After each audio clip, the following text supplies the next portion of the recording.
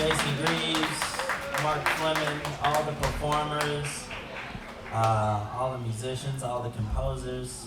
This is a beautiful thing, and I'm really honored to be here. So thank you all for spending your Saturday here, listening to this wonderful music. I just caught the set from Nelson Gonzalez, which is really awesome because I played with Nelson a bunch of times, but that was like my first time really sitting back and hearing his music, his compositional voice.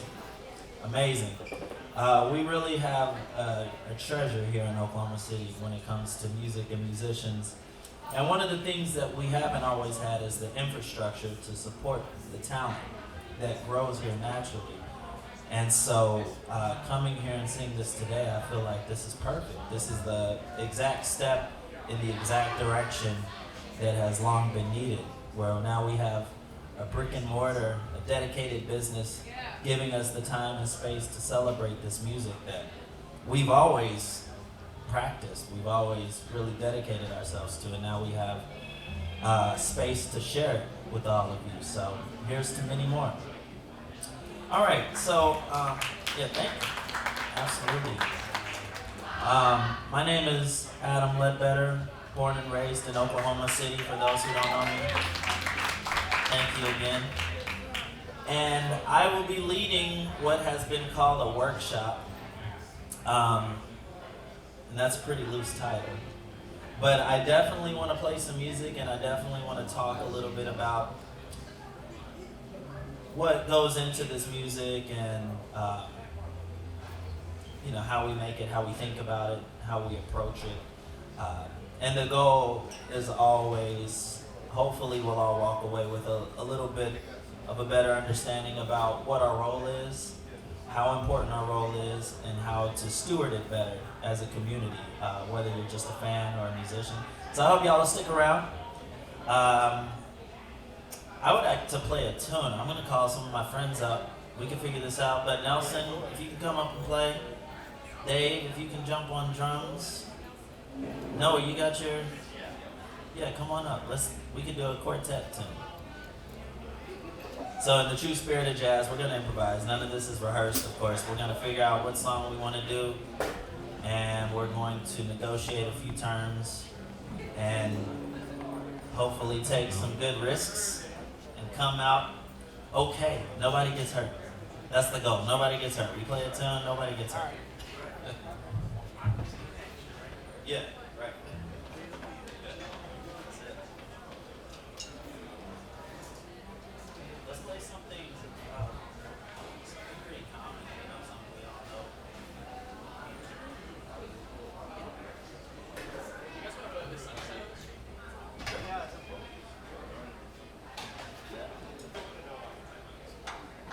Word on the street is that's a Fats Waller tune that he gave away.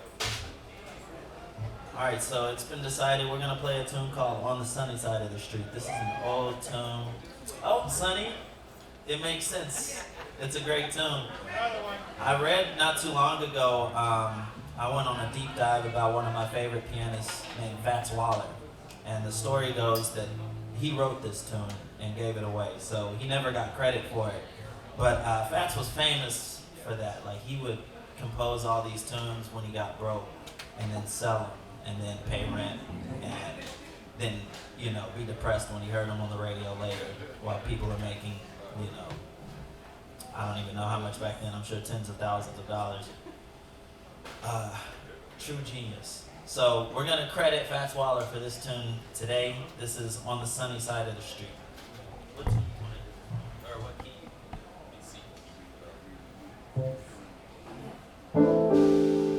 Hey, could I get a little bit less of myself in the monitor? Just a tiny bit less. A little bit more.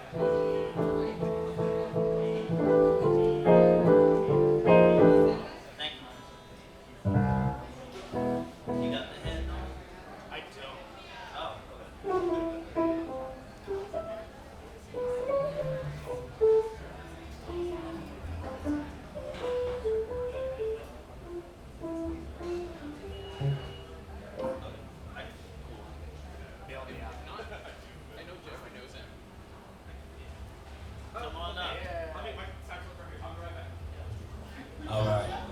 So you guys are getting a real glimpse of what happens every time we come together to play. So we all like the tune, but none of us are super secure on the melody. But he is, so he's gonna go get his. Okay, cool. Cool. We're gonna make this work.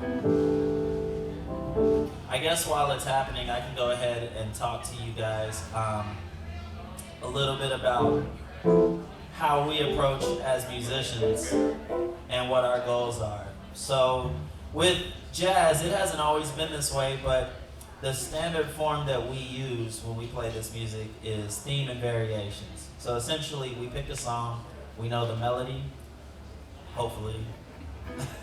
We know the chord progressions, basically, and there's always some room for like interpretation. And then when it all comes together, we play what we call choruses, which is essentially we play the chord progression over and over and over again, but we improvise new melodies over the original melody. So what you'll hear is we play what we call the head, that's the melody, we play the head up top, and then we all take turns playing a few choruses a piece, or if we're feeling really good, maybe a lot of choruses, but we're not gonna do that to you today. We're gonna keep it brief. And then we usually play the head out. So I guess it's really theme variations. Theme is the form.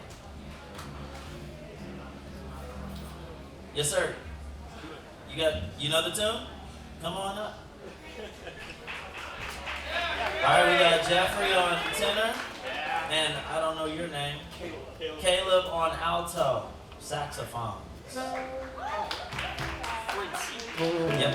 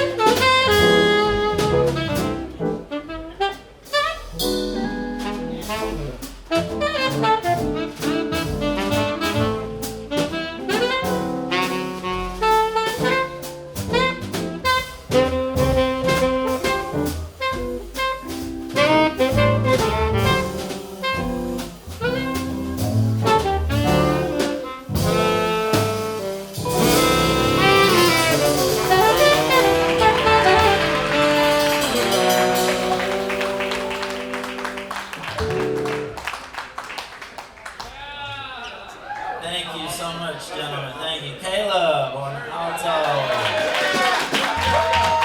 Jeffrey on tenor. Nelson on bass. Noah on guitar. Dave Bowen on drums. I guess you guys want to take a quick break. We'll probably do something in a little bit. All right, cool. So I have a question for the jazz fans out there. Jazz is a call and response music, so I'm going to call and you can respond however you want. There's no wrong answer, but my question is, how many of you spend a significant portion of your listening time listening to jazz music? Yep. Good.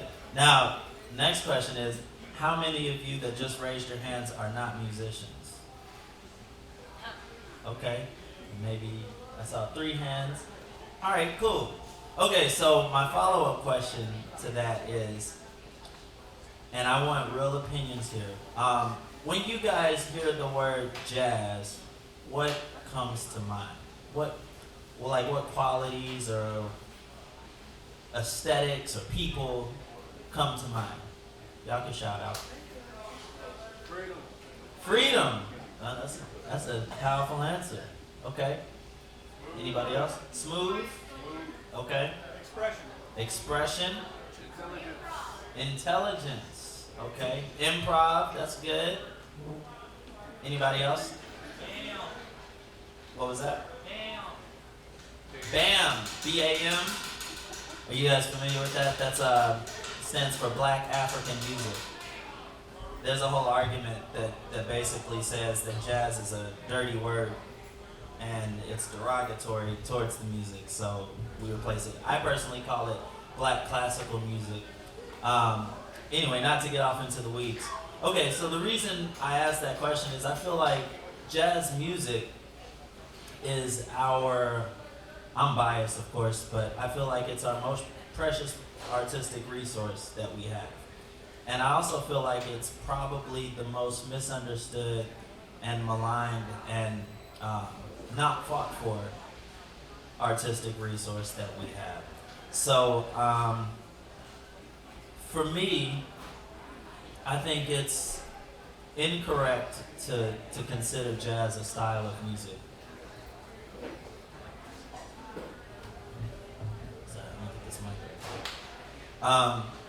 Because it's too broad. You know, when we think about styles of music, usually we define any style of music by its cliches, the things that are most commonly associated with the music. You know, no style of music is really defined by the people pushing the boundaries until the boundaries have already been pushed. But to say that Jelly Roll Morton and Ornette Coleman played the same style of music just seems wrong to me. You know, that it's just too broad. So I always think about the music more as a collective body of work. And I would say the same thing for classical music. When I listen to Bach and I listen to Stravinsky, I don't hear the same style at all. You know, they might use some of the same instruments, but, you know, disco uses orchestral instruments too. I think one of the biggest barriers we face as musicians and also as fans of the music is the perceptions about the music. So I'm hoping that through discussion we can kind of disarm some of that and demystify a few things. So again, what we just did up here on stage, it was a lot of improvisation, but a lot of it wasn't improvisation. A lot of it is planned, a lot of it is organized, a lot of it is very deterministic. And Dave Bowen made a great comment up here. He's like, jazz is true democracy, which is really true. Like, we come up here, there's no leader. Somebody can take the lead at any point, really. Like, we didn't decide the solo order. It just happened because somebody stepped up. Caleb said, okay, I'm gonna play this first one. All right, cool, we're backing up Caleb. It's Caleb's show. And then Jeffrey blows next. It's like, okay, well, it's Jeffrey's turn, so we're all gonna back him up. And that's really the beautiful and powerful thing about the music is that we really determine the shape that it takes in real time, but all within a really neatly structured, loosely structured, but neatly structured framework. And I think that's kind of the essence of black art. Everything always feels really casual. Everything feels of the moment, but there's actually a lot of training and planning that goes on behind the scenes. So, with that said, I think I'm gonna play a little bit of a solo tune here, and then I think what I'd like to do after that is talk a little bit about some of the common practices we use as musicians and as audience members. So I'm gonna play. This is a song I like. What's it called? It Could Happen to You. That's all it is.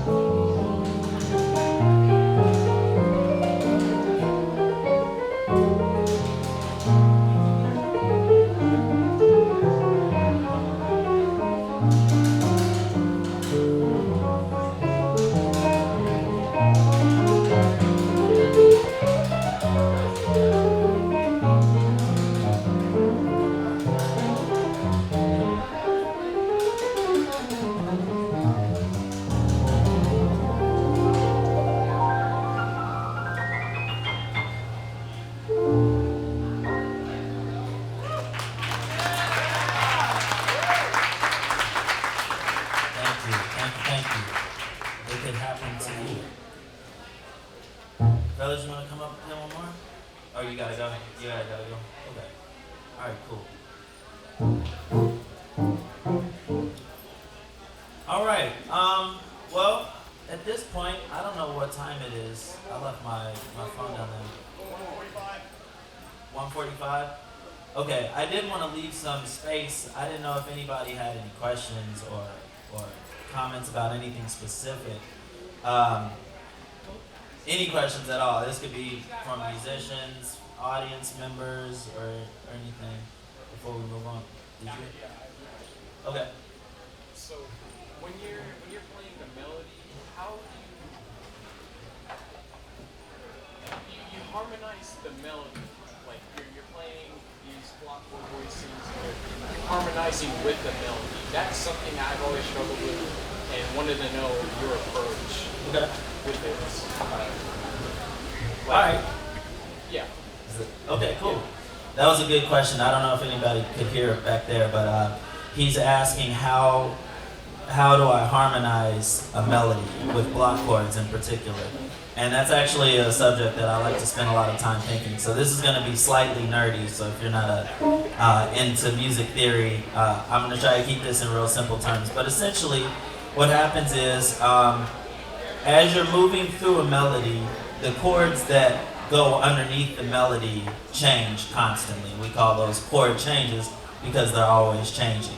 And the cool thing about harmony is that it can change a million different ways.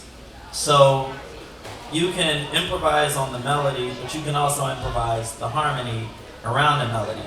And anytime you put a different chord underneath the melody, you're recontextualizing what it may mean. At the end of the day, everything has to come back to what are you trying to say as a musician. And when we play, when we improvise, we're composing live. So we're taking notes, there's only 12 of them, and we're combining them to elicit the kind of emotion or feeling or message that we feel inside. So if I play, that's just a very small piece of the equation. I could add this underneath it.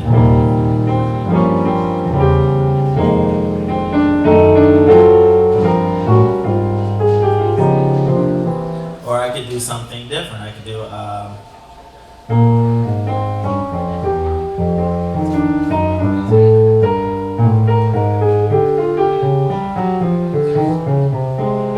and any choice that I make from here is gonna render a different emotional response, right?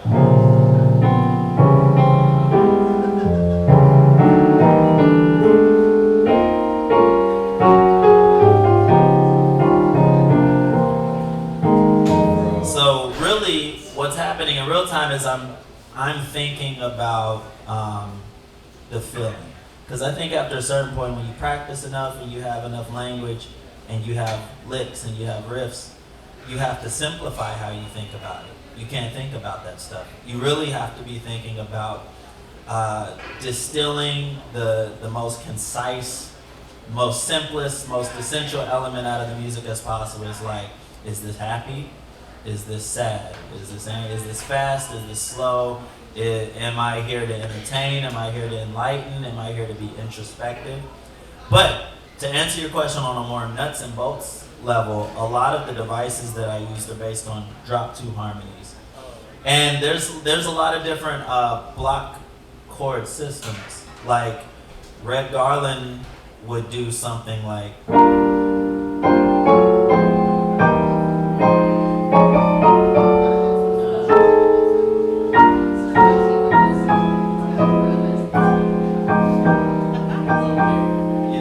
so that's taking like the rootless chords in the left hand and then combining it with octave and a fifth in the right hand.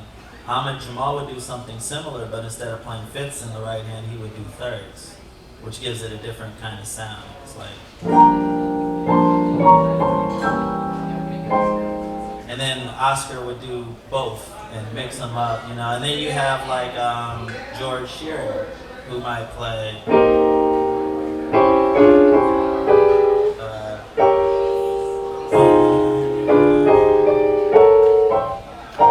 I'm messing that up.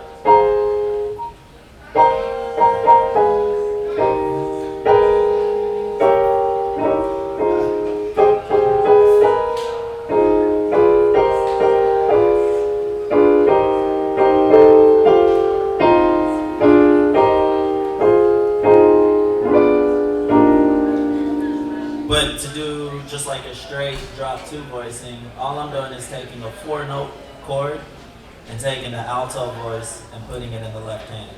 But how I voice the chord again could be any number of ways. So.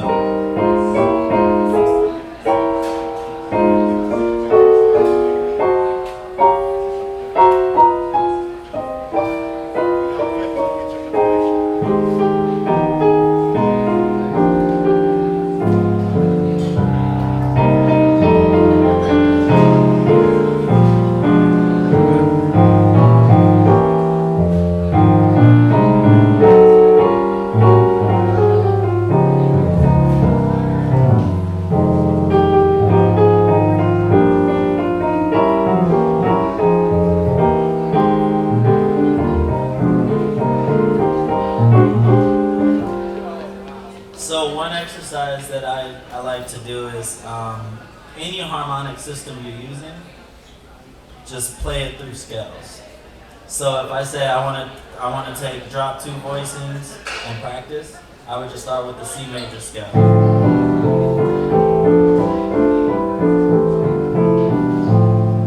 And that's one voicing type, but I could do the same thing. You make up the rules as you go, and the goal is to be able to follow the rules. And it's the same thing when you're improvising. You create a pattern, then you break a pattern. You know, you repeat a thing, which legitimizes it, and then you break the pattern, which creates surprise, which creates tension and release. And I think that's something everybody can understand on a fundamental level. It's like you create tension by building up this pattern, then all of a sudden, boom, you break it, and it's like, oh my God, what just happened? I don't understand it, but I felt it, you know? So, yeah, I was just studying different harmonic systems, but drop two is universal. Like Barry Harris. Rest in peace. Barry Harris was probably our greatest educator ever in jazz, and I never actually bought his book. It's like $200 or something to get the DVD. But I downloaded everything I could find on YouTube and spent probably a good 2 years just watching it over and over again and really frustrated, wishing he was saying it different so I knew what the crap he was talking about. And then eventually something clicks and it's like, oh, I get that. But yeah, like his, that's everything. There's so much in that. It's incredible. Thank you for that question. Thank you. Any more questions? I know we're probably getting close to that time. Yes. When you're making those changes, like in your mind, is it a spatial thing that's happening? Like you're reaching out the relation between the notes and the changes? Or is it technical in your head? That's a really good question. It's good to see you, by the way.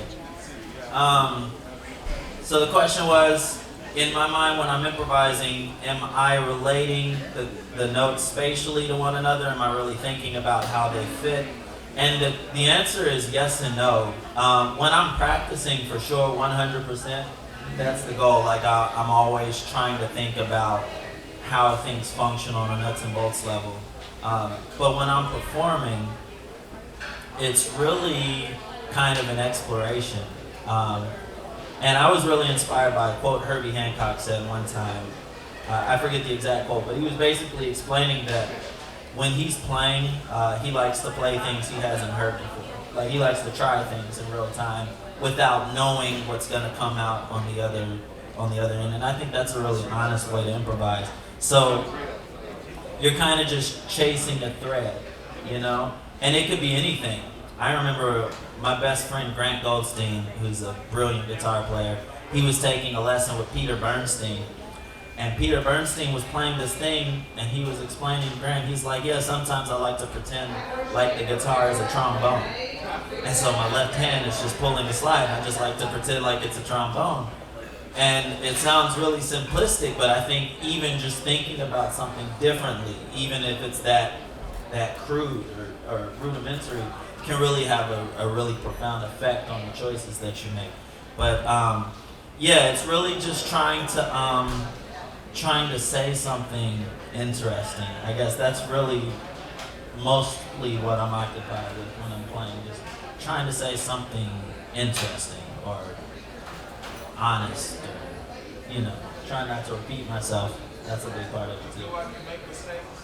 Oh yeah, constantly. It's like you go for a thing and you may not hit it 100%, but there's also some room for interpretation too, because you might play something better than what you were intending to play. Like it might come out better because it was accidental. But I think there's a lot of tolerance to approach that differently, just based on, because like this instrument, this is a digital instrument, so it can only respond to certain stimuli, and a piano is a mechanical instrument, so there's already so many layers of abstraction being removed by the time you hit it. So like you have the thought goes through your brain, which goes through your body, which goes through your hands, all the mechanics involved with that, and then through the instrument, which may not give you, no matter what you do, what you intended. So you have to be open as an improviser, and I always tell my students that there's only one rule of music that you can never break, and you have to listen. That's the only thing. Any other rule, any other theory can always be interpreted differently, but you have to be able to listen. And it's the simplest thing, but it's also the hardest thing, because when you're playing, your brain and your body are fully occupied, but you have to also be breathing. You have to be listening. And when you're listening, I think it's important to listen non-judgmentally, even if you're the one who's playing. I would even say, especially if you're the one who's playing. Just let the ideas flow and react accordingly without pretending as though you have more control than you actually do. Any more? I got one. Yes. Good to see you back in town, Adam. Thank you. I know you're a big Barry Harris guy, and I've been exploring a lot of that the last couple of years. And yeah, it seems to explain everything, bebop, everything. Like, it really simplifies your approach. And I was curious if you had any other, was there any other influences on you like that, things that really distill the approach to jazz harmony, even in stuff beyond bebop? Gotcha. Yeah, so the question was, knowing that Barry Harris was a big influence, are there other similar influences that have really kind of helped shape, I guess, my approach or philosophy?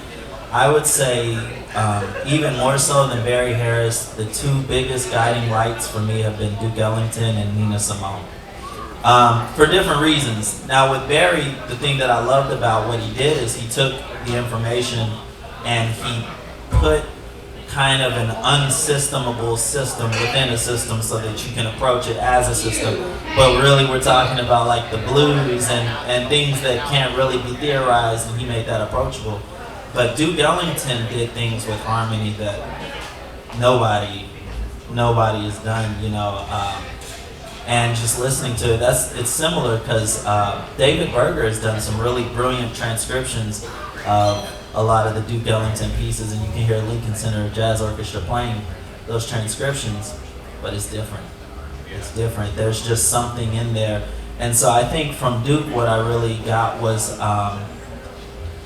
make space for the esoteric. Like even when saying something simply, it's okay if there's some mystery involved. Like you don't have to really understand everything. Like just let some grease in there, let some grit in there, and just kind of let things flow. And Nina Simone, really, I feel like it's just kind of perfect. Like everything she did is just kind of perfect. And so she always kept things very closely related to the blues, but she always went super out there. And as a performer, she was fearless. We know from listening to her speak, she was never actually fearless, but she was brave, which is different. She, despite her fear, she got on stage and dealt with it in a really honest way, uncompromising. So I would say those are probably the two biggest influences on me. But also Charles Mingus is the reason I started playing the music. I listened to Mingus Aoun on repeat. Funny story, I used to work at Victoria's Secret in the stockroom. And I never cared about anything that was going on in the store. I was just there to stock boxes of lotion.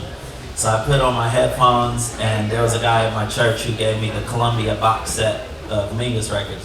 So there's 2 records, Mingus Dynasty and Mingus Aum, and then there's a whole record of outtakes. And genius, incredible music. And I remember hearing Fables of Faubus the first time, and there's this moment during one of the solos where everybody's playing the beat differently. Mingus is playing way behind the beat. Danny Richmond's on drums playing, we're like kind of on the middle of the beat but in front a little bit. And the saxophone player, like it was just crazy. And I didn't know that that was a thing. And I just kept listening to it like, this is so wrong. And it's so right. Like I've never heard anything this right before. And I just kind of got obsessed with it. But Mingus would talk about, he saw each beat as a circle. You can land anywhere on the circle and be correct.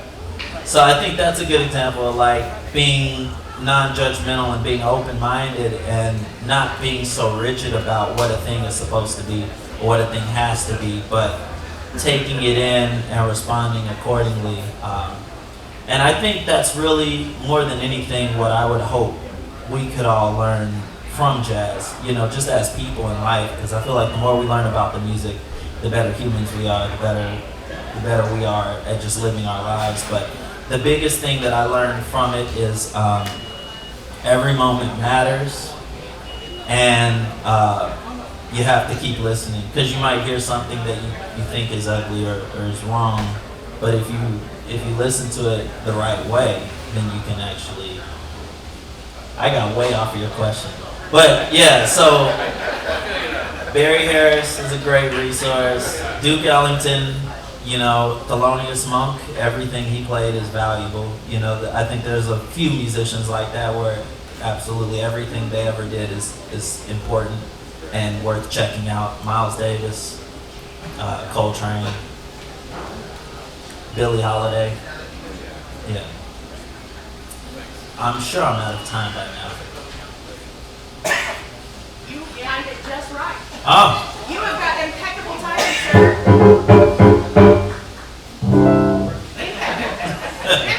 Thank you so much, you guys, for being here and being a part of this. I don't know who's coming up next, but you want to take the announcement? So, outside, getting ready to start is B and the Hive, if you want to check them out. And make sure to check out the vendor booths as well as our silent auction. So we finally got our 501c3, which is awesome. We are now our own nonprofit, but we're still trying to raise funds so that we can do this again next year.